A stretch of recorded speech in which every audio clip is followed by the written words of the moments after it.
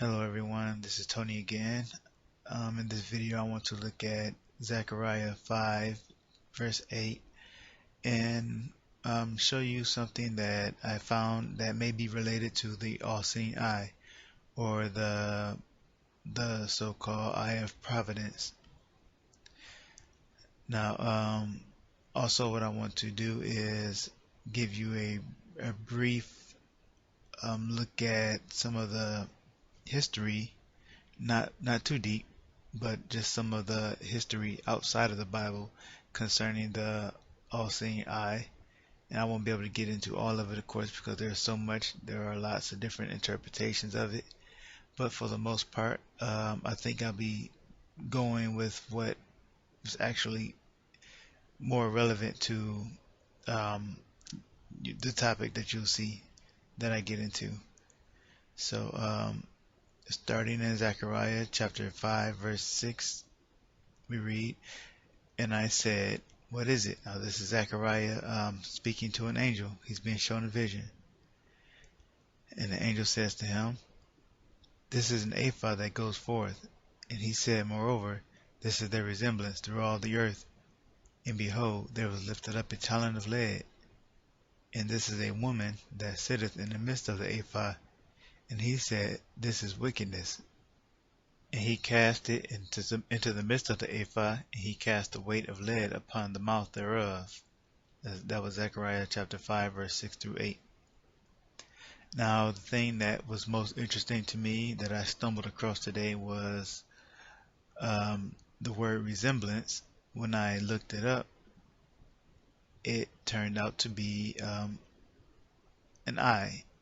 I looked it up on blueletterbible.com. But before I show you that, I want to look at more parts of this in Zechariah 5. Also, I want to bring attention to the woman. I want you to keep in mind that this is a woman. And, well, I guess since we're on this topic also, the Bible does call it a woman and not something as a woman or like a woman. It just says woman. And so far, I don't believe the the language in this vision, or if it could be called a vision, is symbolic at all. As we read in the previous verses, well, we didn't read it, but as you can read in the previous verses before this, Zechariah sees a flying scroll, and that is probably his best description of a missile. But since it's not symbolic, I don't see any reason to try to make this allegorical or say it's a metaphor for something. Zechariah sees a woman, and that's what it is. It's a woman. And if you are going to say it's a church, um, please try to show some scripture for that, because for the most part, most people don't have anything besides Revelation 12, and that woman is Israel. So, but moving on, I don't want to spend too much time on that. So he also says in this chapter and verse that this woman is wickedness. And another word for wickedness is evil and iniquity. And, well, you can think of some. But moving on to resemblance, getting into the definition of resemblance. In blueletterbible.com is H586N, and that is probably a primitive word, an eye, literally or figuratively. By analogy, a fountain, or as the eye of the landscape, affliction, outward appearance, before, think, best color. So, I mean, for the most part, it's an eye. You see down here also at the first definition of it is eye. And so, moving on to, but before that, let's just focus on that. Okay, so going back to Zechariah 5, we see the angel says this is their resemblance. So, in other words, this is their eye throughout all the earth, or through all the earth. So, this woman is this evil woman, this wickedness is the eye. So that makes you automatically think about the Illuminati, right? In the all-seeing eye. So this angel says that this woman is the eye. And so keep in mind that she is, another word for wickedness is evil. Keep that in mind. So in Matthew chapter 6, verse 22 through 23, we read, "The light of the body is the eye.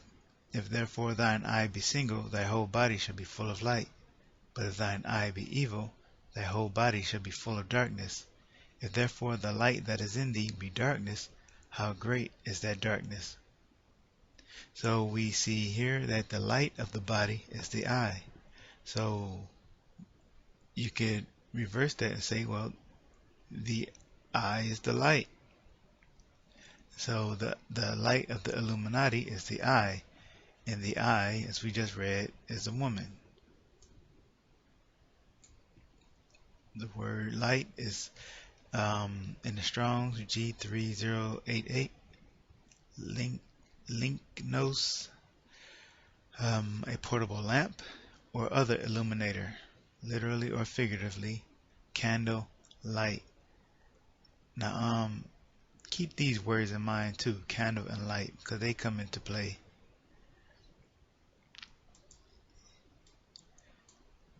So compare these two verses, these two scriptures.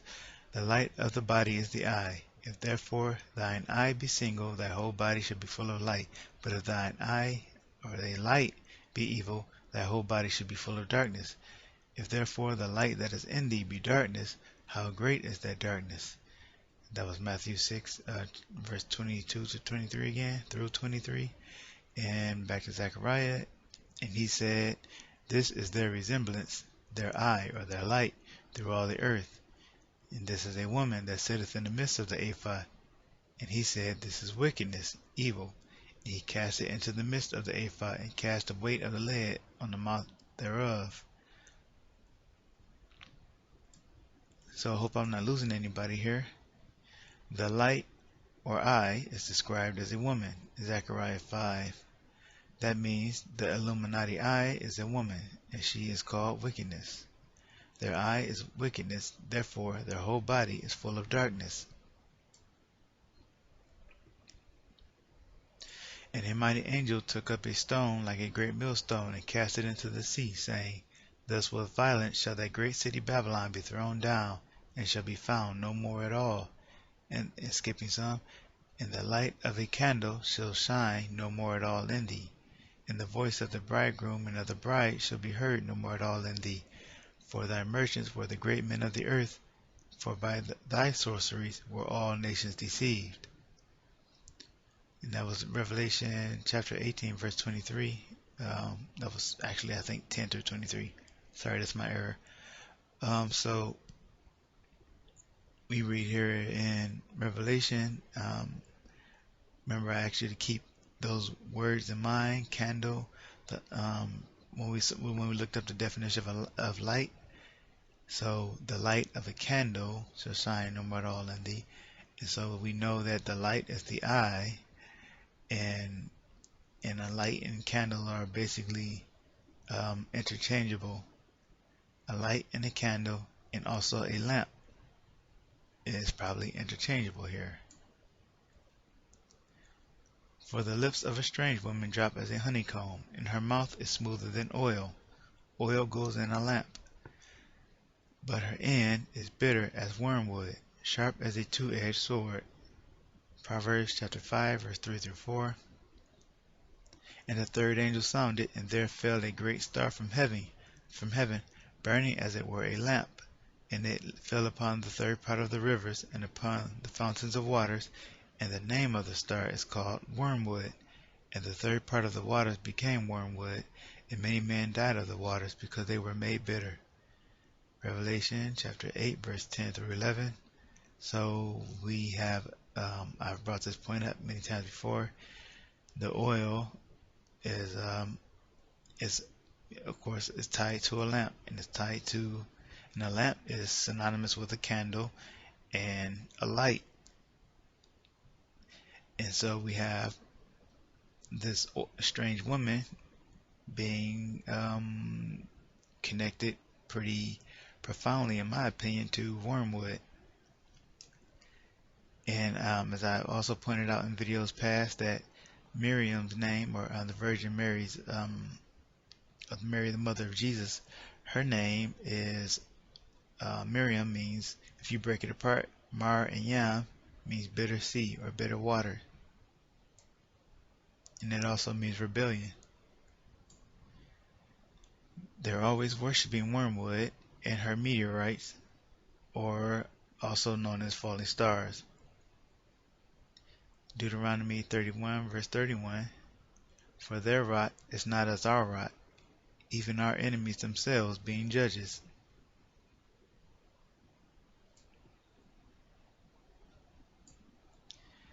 And God said unto Moses, skipping some, thou shalt say unto the children of Israel, I am has sent me unto you.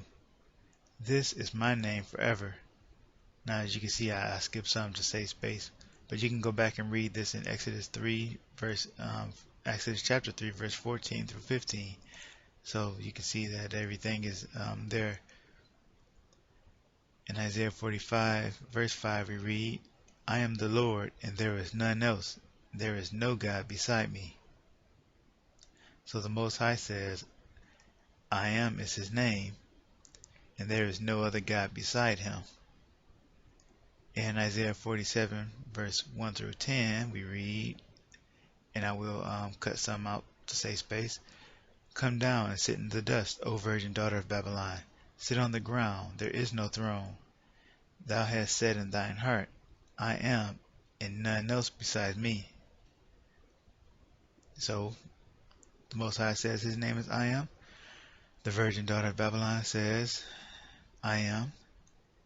The Most High says, there is no God beside me, or there is none else, and there is no God beside me. And the virgin daughter of Babylon says, there is none else beside me.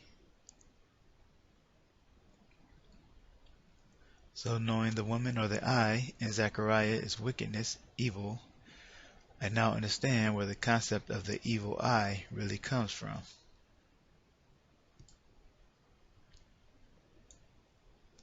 The Hamsa hand, or hand of Fatima, or hand of Mary, also called the hand of Miriam, but I didn't put that in there, is worn for protection against the evil eye. Ironically, the evil eye belongs to the same goddess that it was supposed to protect you from, given that the all-seeing eye was originally a trait of the goddess.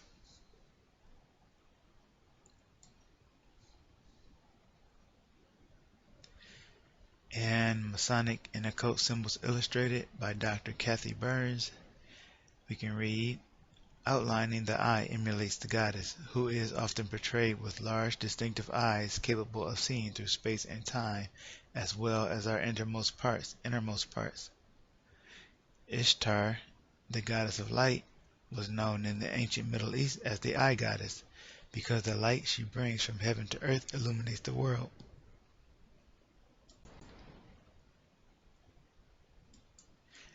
And of course, we know that these are all false goddesses. There's only one God, and he is the Most High. But his name is definitely not Allah, I'll tell you that much. Let's just leave it at that. The Egyptian goddess Mat originally possessed the all-seeing eye, which later was transferred to Horus. In Syria, the goddess Mari had large, strong eyes that could see deep into the human soul. The goddess's abilities to see and know all things became a terrifying concept in patriarchal times, and her mystical eye was turned into the evil eye, associated during the time of the Inquisition with witches. That's on page 308. So once again, the evil eye is tied to this false goddess. On Ancient Egypt Online, we can read about Wadjet. Wadjet was one of the goddesses given the title Eye of Ra, connecting her to Bast, Hathor, Sekhmet, and Tefnut, amongst others. In fact, the symbol of the Eye of Ra was often called the Wadjet. So if you search Wadjet into a search engine, you'll get the Eye of Ra, because the Eye of Ra is a goddess. By the end of the pre-dynastic period, she was considered to be the personification of Lower Egypt, rather than a distinct goddess, and almost always appeared with her sister Nekhbet, who represented Upper Egypt. The two combined represented the country as a whole.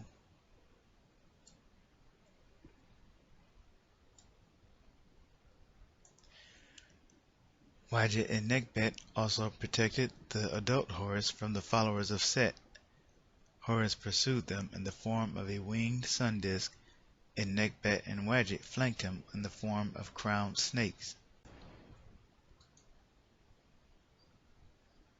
There is also a suggestion that she was very closely linked to the principle of Ma'at, who represents justice or balance.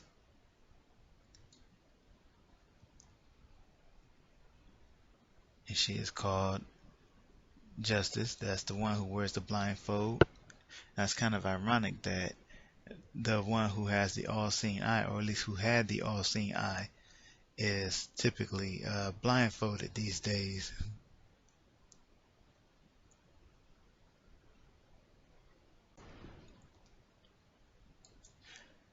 So we're about to change focus just slightly from this point. We're still kind of on topic, but it's a little different. Just a little. Okay, in Genesis chapter 1, I want to read you verse 3 through 16. Of course, sort of shortened so that I don't read the whole thing. Just you can go back though and read it yourself to see that everything is, in order. So, as we read, and God said, "Let there be light," and there was light. And God saw the light, that it was good. And God divided the light from the darkness. And God called the light day, and the darkness he called night. And God made two great lights, the greater light to rule the day, and the lesser light to rule the night, or the darkness, because as we just saw, that he called the darkness night. So this lesser light rules the darkness. That is, that would be the moon.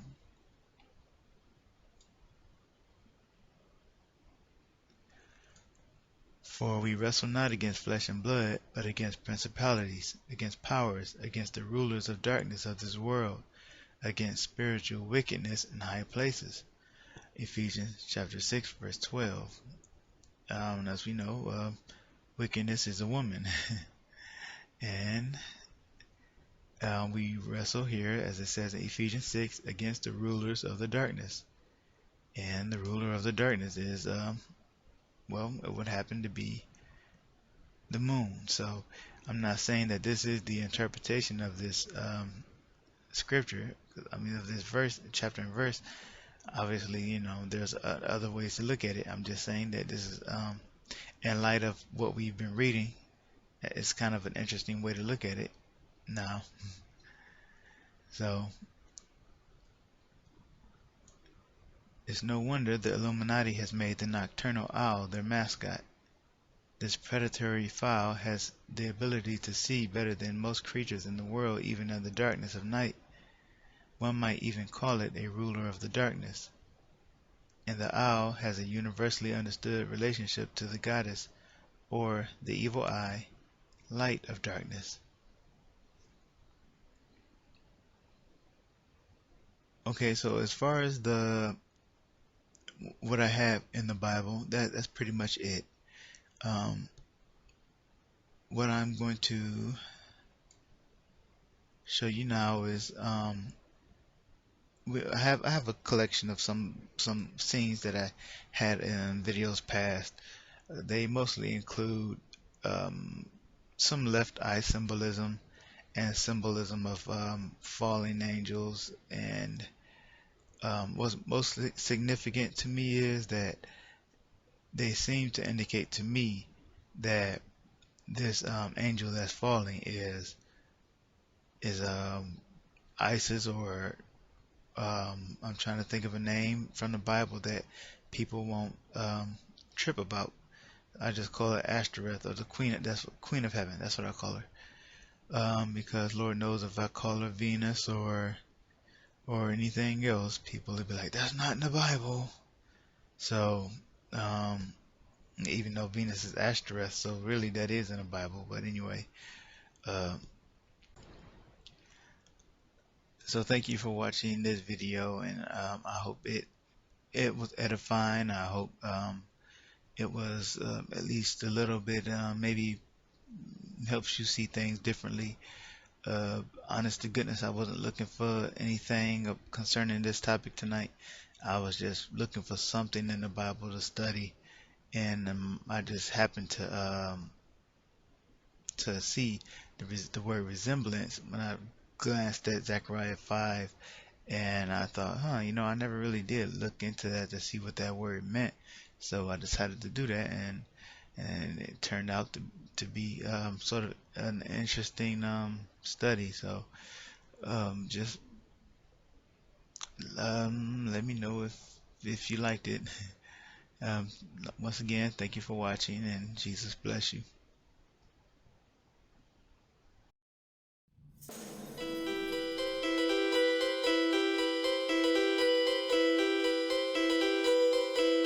We walked arm in arm, but I didn't feel his touch. The desire I'd first tried to hide, that tingling inside, was gone. And when he asked me, "Do you still love me?" I had to look away. I didn't want to tell him that my heart grows colder with each day.